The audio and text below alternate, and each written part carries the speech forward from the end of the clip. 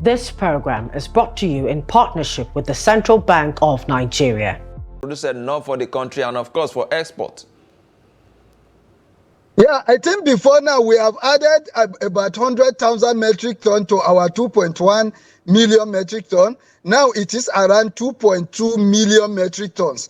And with this intervention that was given to our farmers in last 2 months towards the end of 2025, I know that the production is going to increase tremendously. And also, apart from the intervention from NADF, we also receive input intervention from Ministry of Agriculture and Food Security itself. They also gave us input, and that will go a long way in increasing the food security of the country, and also, most importantly, like we discussed lastly, getting a good price for the citizens. Indeed, getting a good price for the citizen. What about your farmers? I mean, are they positioned in a way that they can enjoy this intervention and, of course, make profit as well? Of course, I think the intervention is free. It's just a farmer that used to spend a lot in economic of production to buy input for production and every other thing. But the government deemed it necessary to give him this input that he needs for free. The only thing that his own equity contribution is in terms of the labor and other services that is required, then the petrol and other things that is going to buy. I think to our vulnerable farmers, they are really happy with the federal government, and they are really happy with the NADF.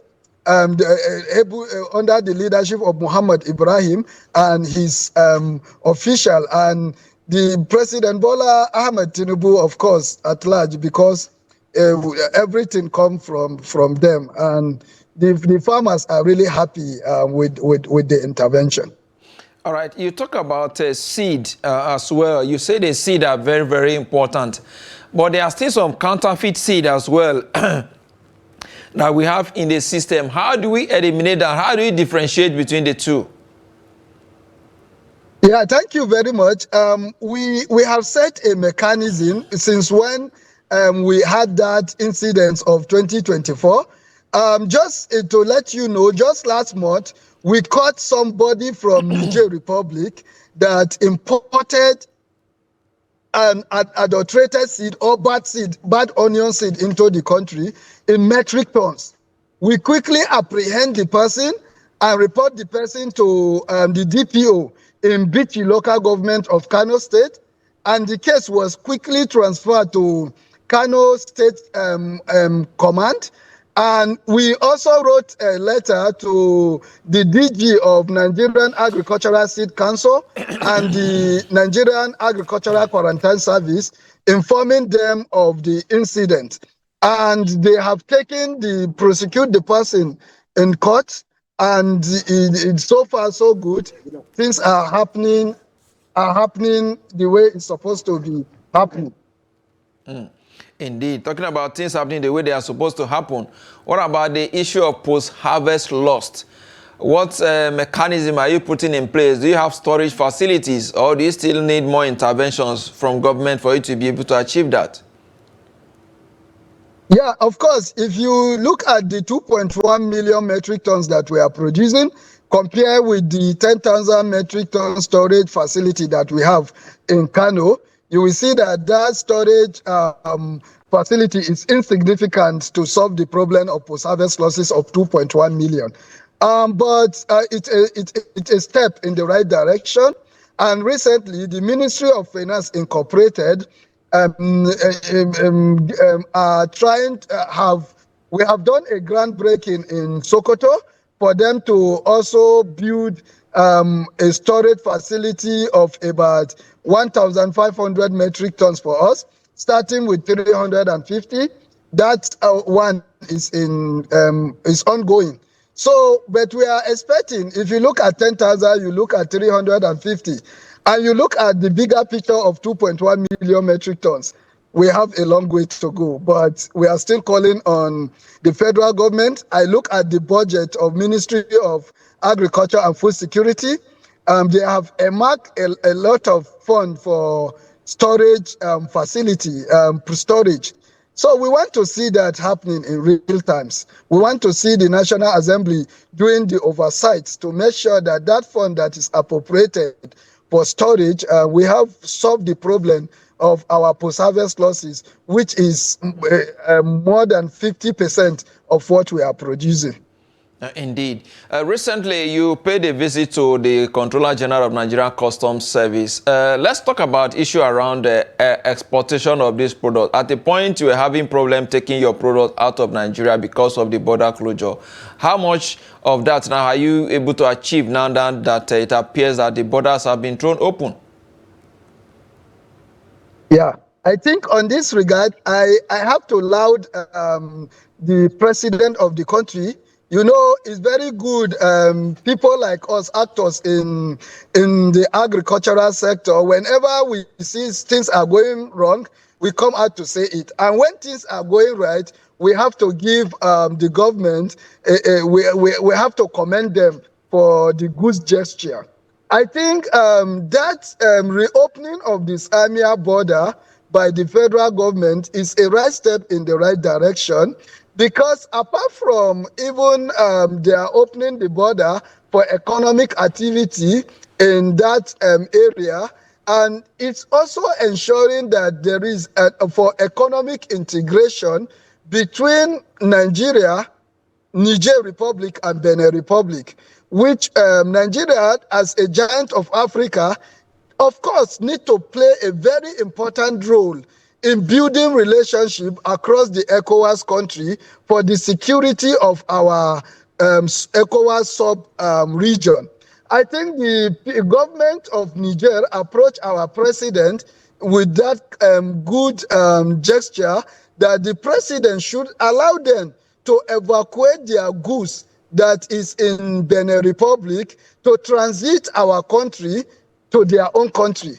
And Mr. President graciously approved that for them. And don't forget, Nigeria is the largest producer of onion. We also put it onto them. If they are transiting our own country with their onion, we also want to use that same corridor. Of course, it is our corridor, to also export our onion, our perishable, from our country via that corridor to other ECOWAS country. And Mr. President also graciously approved that for us. And we say we are happy. Economic activity is going on. Now, instead of me giving you data that we have exported onion of this metric ton, using the informal way of what we are doing. To be having some network challenges there with Dr. Alhaji Aliyu Maitasamu. We hope we'll get him back to complete his thoughts with regards to the issue of government investment or interventions to stabilize prices of onion there in Nigeria. I don't know if we have Dr. Okay, go ahead. Yes, go ahead. Can you hear me? Go ahead. Yes, we said that we must. We must commend the Controller General of the Nigerian Customs Service, Mr. B.A. Adeniyi, for his effort in, most importantly, in trade facilitation, in helping us to facilitate trade. So that gesture alone has made a lot of exporters to think of the formalization of what they are doing. And by so doing, it's going to improve the security of that corridor. It's going to improve the revenue generation of that corridor and the country at large, and it's going to increase the GDP of the country. Indeed. Maybe in 30 seconds before I let you go, one issue that we had last time that affected onion production was flooding, and of course with some dams collapsing there in Borno State, and of course other. Of course, there was also a Goronyo Dam in Sokoto and Rima Basin damage lowland farms in those areas. What modality do you think government should put in place to prevent that from happening again? Please, can you come again? Okay, I say some of the issues that we have last Please, can you come again? Yes, I can hear you. Some of the issue we have last time that affected onion production was the issue of flooding. What do you think government should do to prevent that from happening again?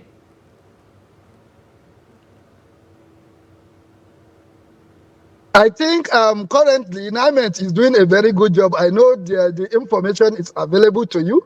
They have categorized the country agroecological zones into different categories, and they have told us the states that are going to face a severe drought, and the state that is going to be moderate, and the state that we're not going to be having drought at all.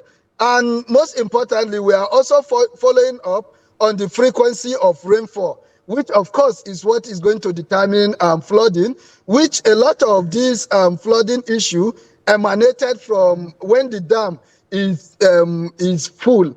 When the dam is heavily full, then they have to release the water from the dam, which in turn flood the lowland areas. And I think we too, from the association side, we are sensitizing our farmers on these flooding issues and other things. And I know by God's grace, this year, a mechanism is being put in place using technology to curb some of these challenges, just trying to create awareness and sensitize our farmers on when to plant, how to plant, and when not to plant. All right. Thank you so much, Alhaji Aliyu Maitasamu Isah, National President, National Onion Producer, Processor and Marketers Association of Nigeria, NOPPMAN. Thank you so much for your time speaking to us all the way from Sokoto State, West Nigeria. Thank you so much. Thank you very much. Thank you for giving me the opportunity to talk in your platform. This program is brought to you in partnership with the Central Bank of Nigeria.